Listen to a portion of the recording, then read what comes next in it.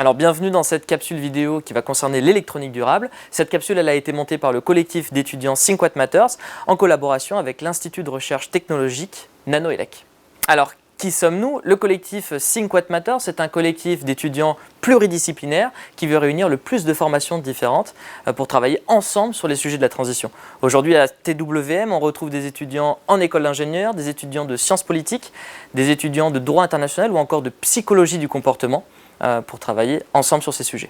Alors au niveau du sommaire de cette capsule, on va parler ensemble du cycle de vie de nos équipements électriques et électroniques en ciblant 3 étapes spécifiques. Et puis dans une deuxième partie, on parlera ensemble du nouveau regard, en tout cas le nouveau regard qu'on devrait poser sur l'électronique. 2 objectifs de cette capsule, déjà de se rendre compte un petit peu des enjeux actuels et des problématiques qui gravitent autour de l'électronique, et puis dans un deuxième temps, de démarrer des réflexions sur les nouvelles pistes de l'électronique pour qu'elle soit un peu plus durable et vertueuse. Nous sommes entourés de produits high-tech, comme vous le voyez dans votre quotidien. On a tous des smartphones, nous avons tous des ordinateurs portables, on est de plus en plus nombreux à avoir des montres connectées ou encore des appareils photo ultra sophistiqués. Peut-être que demain, nous serons tous équipés de casques de réalité virtuelle pour venir jouer aux jeux vidéo. Et puis au-delà de ces grands objets de consommation, l'électronique est aussi visible dans les grands secteurs comme la santé.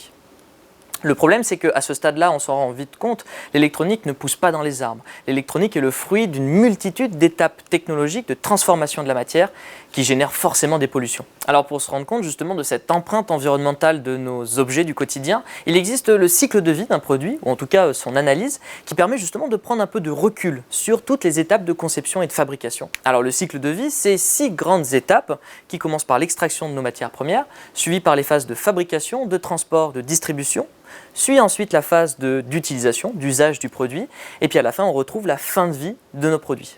Un des grands objectifs de l'analyse de cycle de vie, c'est d'éviter justement de déplacer les impacts d'une étape vers une autre du cycle, puisqu'on a cette vue un petit peu globale. Aujourd'hui dans cette capsule, on va se focaliser simplement sur 3 étapes particulières, qui est déjà la première, l'extraction des matières premières, suivie par la phase de fabrication de nos circuits intégrés, et puis on réfléchira ensemble à la fin de vie de nos déchets d'équipements électriques et électroniques. Commençons du coup par la première étape de notre analyse du cycle de vie qui est l'extraction des matières premières. On va se focaliser d'abord sur les conditions environnementales et sociales de l'extraction. Aujourd'hui, je suis scientifique, je suis ingénieur, j'ai besoin de métaux. Le problème, c'est qu'on ne retrouve pas tous ces métaux que vous voyez à l'écran, comme le cobalt ou le tungstène ou le lithium directement sous forme de barres. On retrouve à chaque fois nos métaux sous forme sulfurée ou oxydée, donc directement contenus dans du minerai. Entre les deux, on est venu construire des usines de traitement du minerai pour arriver à séparer le métal de la roche. Donc dans ces phases d'extraction et de traitement du minerai, il va falloir construire tout un tas d'infrastructures pour venir récupérer à la fin nos métaux. Et donc du coup, des pollutions vont forcément être générées. Dans nos recherches, nous avons essayé de retracer un petit peu l'histoire du cuivre, c'est-à-dire arriver à retracer son origine, qui est la mine de cuivre. Ces recherches nous ont amené jusqu'à la mine de cuivre du Chuquicamata, où 40% du cuivre proviennent de cette mine qui est au Chili. Ce qu'on apprend, c'est que les industriels, pour venir arriver à faire tous les traitements chimiques et rincer la roche, ont besoin d'énormément de quantités d'eau douce et donc du coup sont venus creuser les nappes phréatiques pour récupérer cette eau douce. Ils l'ont fait d'une manière tellement intensive qu'ils ont asséché durablement ces nappes phréatiques et donc du coup ils ont dû construire d'énormes pipes, 150 km, pour aller récupérer l'eau directement dans les océans. L'eau qui vient des océans est salée et donc du coup ils ont dû construire une usine de désalinisation de l'eau pour récupérer de l'eau douce et comme on a l'habitude de le dire dans le collectif, cette usine de désalinisation elle ne fonctionne pas avec 3 ouvriers qui pédalent, on a besoin d'énormément d'énergie qui est fournie par une usine électrique à charbon qui a été construite juste à côté. Pompons sur la Garonne, le charbon provient de Colombie et de Nouvelle-Zélande. Par ces quelques images, on vient de se rendre compte un petit peu de la complexité qui se cache derrière les métaux que nous utilisons au quotidien. Donc utiliser du cuivre, aujourd'hui, finalement, ce n'est pas anodin.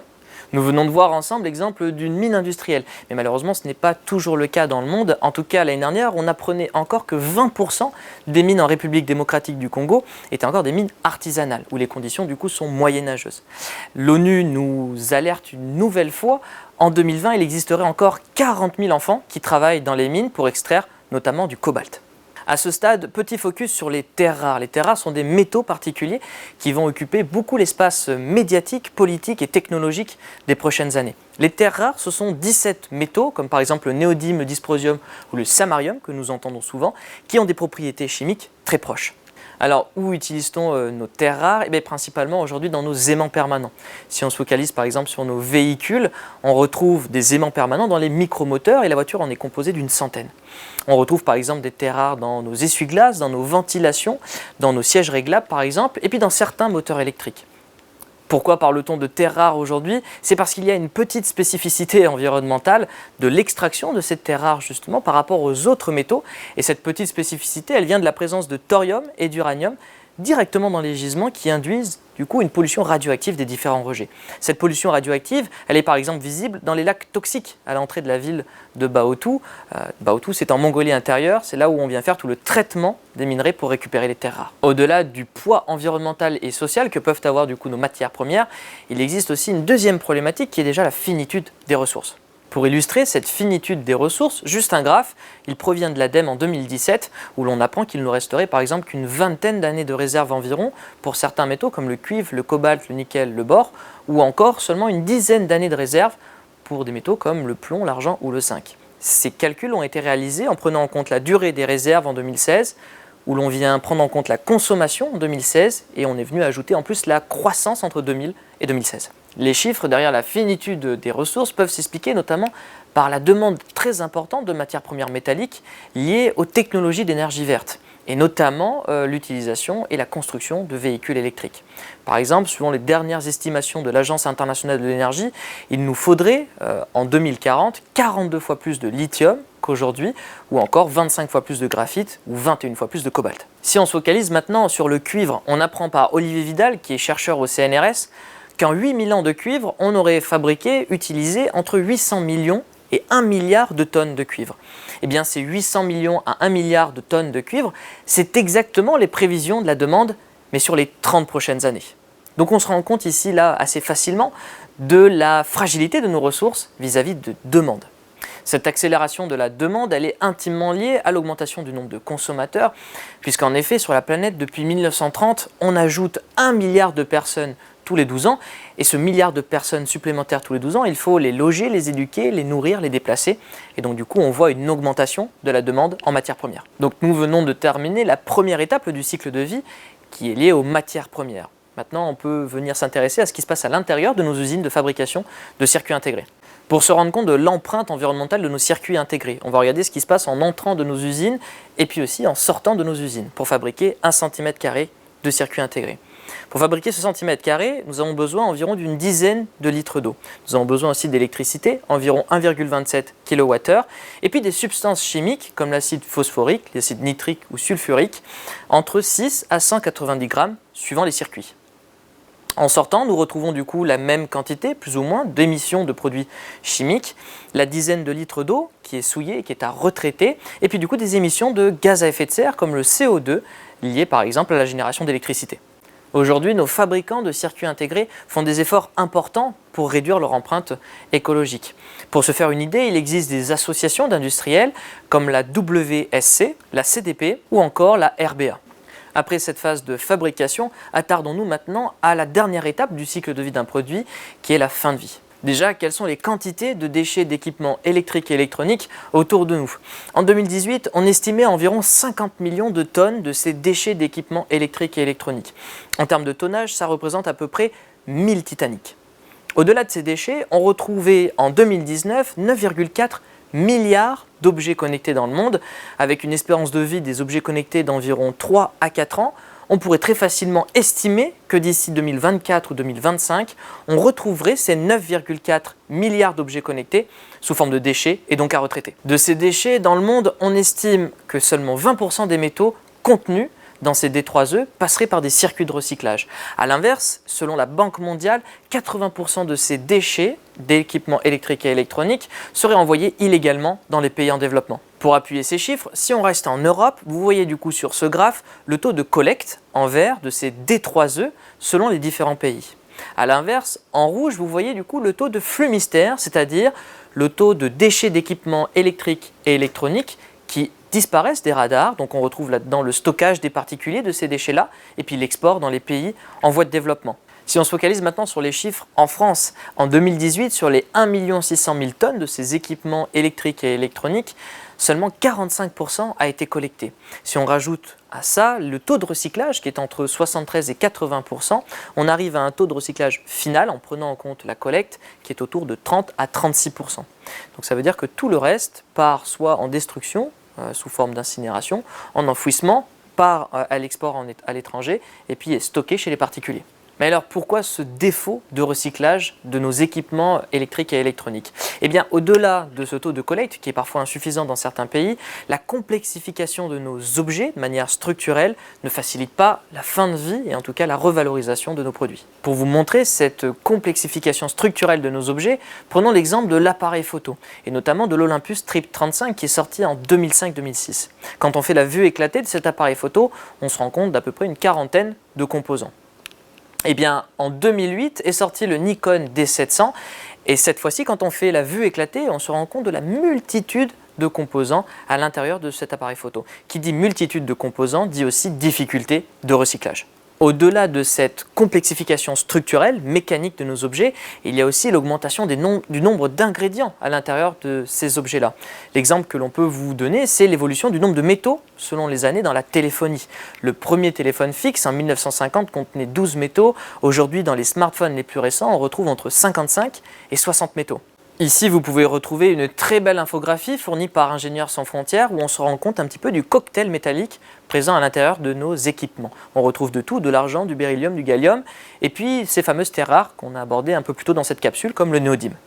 Quand on rentre un petit peu plus dans les détails et quand on se focalise sur une carte électronique, on retrouve encore ce tumulte d'ingrédients à l'intérieur. Par exemple, pour le substrat, on retrouve du cuivre, du carbone, de l'or, du palladium.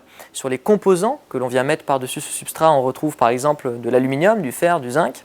Et puis les cartes électroniques ne fonctionnent pas toutes seules, elles ont besoin de connexion. Et donc on retrouve des vis, des nappes électriques et puis les batteries qui permettent de faire fonctionner le tout. Donc on vient de se rendre compte un petit peu de la composition complexe déjà de nos cartes électroniques. On retrouve à l'intérieur des organiques comme les plastiques et les résines et on retrouve aussi des fibres de verre, des céramiques et puis les fameux métaux. La miniaturisation de l'électronique implique une augmentation des ingrédients dans nos équipements, mais dans des quantités infimes. Comme on peut le voir pour un smartphone standard, 640 grammes environ, on retrouverait seulement 0,0003% de tungstène, c'est même pas 1 milligramme. Pour des raisons physiques liées aux faibles quantités, mais aussi économiques, la fin de vie de nos produits électriques et électroniques est parfois compliquée, et en tout cas le recyclage n'est pas optimal. Pour illustrer ces difficultés de recyclage de nos métaux dans nos cartes électroniques, Umicore, qui est le meilleur recycleur européen, nous dit que sur les cartes électroniques qu'il reçoit en entrée, il arrive à récupérer pour réinjecter et revendre sur le marché seulement 17 métaux environ sur les 60 qui sont contenus dans nos cartes. À ce stade, nous pouvons faire déjà des premières conclusions. On vient de se rendre compte un petit peu de quelques problématiques autour de l'électronique, notamment l'extraction des métaux, la finitude des ressources et puis les problématiques autour de la fin de vie de nos déchets d'équipements électriques et électroniques. Nous pouvons développer quelques pistes de réflexion déjà pour arriver à se soustraire de ces problématiques, comme déjà développer la sobriété dans l'utilisation des matières premières, décomplexifier les produits pour faciliter les phases de recyclage, et puis développer la collecte de ces D3E. Désormais, tentons de poser un nouveau regard sur l'électronique. Pour développer une électronique plus vertueuse, en tout cas avec une empreinte écologique qui soit réduite, il faut penser global, il faut penser en études systémiques. Parce qu'effectivement, aujourd'hui, on travaille par exemple sur des panneaux solaires qui dépassent largement les rendements actuels. On travaille sur des composants électriques qui sont de moins en moins énergivores. On travaille par exemple sur des batteries lithium-ion qui sont sécables et donc du coup réparables. Il y a de la belle électronique, de la belle technologie qui sont développées dans nos labos de recherche. Mais à côté de ça, il faut savoir à qui nous allons vendre ces produits et comment vont être utilisés tous ces produits. Parce que, imaginons que l'on décide de construire un bulldozer zéro carbone, c'est super, il va être éco-conçu, quand il va rouler, il ne va pas émettre un seul gramme de CO2. Mais le problème, c'est qu'on continue de déforester. Cette image est très schématique, c'est très caricatural, mais elle nous permet d'intuiter qu'il faut penser autant à la fabrication de nos produits qu'à son utilisation. Il faut que nous prenions du recul sur l'électronique et pour cela, il faut que l'on s'inspire aussi des 3 piliers du développement durable. Parce qu'en effet, une électronique doit être déjà soutenable, avec un poids environnemental et social qui soit le plus faible possible. Il faut une électronique qui réponde aux besoins des populations, mais il faut aussi une électronique qui soit compétitive, c'est-à-dire que les produits restent accessibles pour les consommateurs. Sortons de l'électronique du gadget et développons l'électronique qui a du sens, comme par exemple l'électronique pour les préventions des risques, l'électronique pour le médical, l'agriculture ou encore le développement des énergies renouvelables. Pour illustrer cette électronique plus verte, plus vertueuse, plus responsable, on peut citer par exemple une start-up grenobloise qui est partie d'un constat, une nouvelle demande de déplacement plus soutenable des citoyens, et donc ils sont venus après éco-innover autour de ce projet. L'électronique peut être aussi plus durable quand elle stimule un numérique qui est vertueux. C'est l'exemple notamment des applications qui permettent de consommer de manière plus responsable, comme Yuka, comme Too Good To Go ou comme encore Vinted. Mais c'est aussi le cas de l'autoconsommation collective quand on vient partager l'électricité que l'on a générée sur son propre toit, par exemple avec des panneaux solaires. Gardons à l'esprit qu'il existe et qu'il existera encore un grand nombre de secteurs où l'électronique aura une place de choix dans le monde de demain. C'est le cas par exemple du secteur des transports où on viendrait imaginer et construire des véhicules qui seraient moins énergivores et plus sobres. C'est le cas par exemple de l'agriculture où le numérique pourrait venir rapprocher les producteurs des consommateurs. Et puis finalement le secteur médical où nous aurons toujours besoin d'innovation technologique. Alors finalement, pour conclure, quelles seraient les grandes étapes pour faire de l'éco-innovation avec l'électronique? Ça commence déjà par cibler les besoins des populations, les besoins essentiels, en tout cas ceux qui ne permettent pas de rentrer dans un confort démesuré. C'est à la suite de ce constat-là d'éco-concevoir nos produits pour arriver à développer la réparabilité et réduire l'empreinte carbone. C'est ensuite imaginer des usages sobres et vertueux du numérique à partir de l'électronique qui a été construit. C'est aussi développer forcément de nouveaux procédés de fabrication pour réduire par exemple la facture énergétique de nos usines. C'est développer de nouveaux services et business models comme par exemple la réparabilité et puis le partage d'équipements. Et puis finalement, c'est développer aussi de nouveaux procédés de tri et de recyclage pour arriver à développer l'économie circulaire derrière l'électronique. Quand on travaille dans le secteur de l'électronique, trouvons un juste équilibre entre une électronique soutenable, une électronique compétitive et puis surtout une électronique qui répond aux véritables besoins des populations.